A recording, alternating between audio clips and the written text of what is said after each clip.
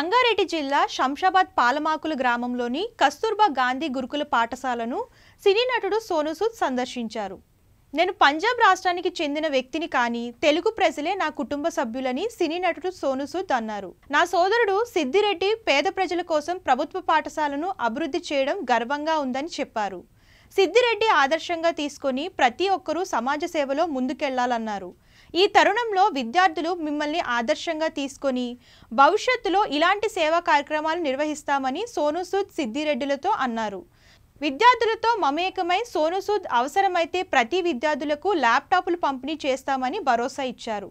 దీంతో స్థానికులు సోనూ సూద్తో సెల్ఫీల కోసం భారీగా ఎగబడ్డారు.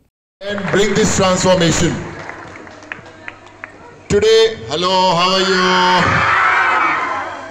This school looks so beautiful that I also want to get an admission in this school, yeah. But,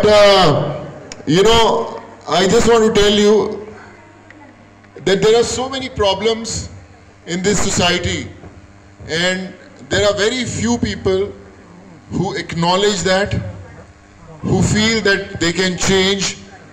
They can bring a change, and God only chooses those people who can do that. And Sidhu Reddy is one of them.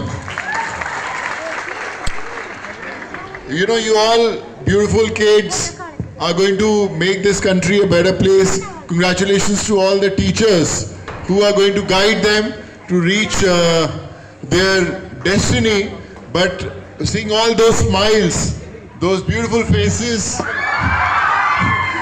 all I can guarantee that you are going to make this world a better place to live in. And all I can say is that I am from Punjab, but Telugu people have been my first family. The love that I got from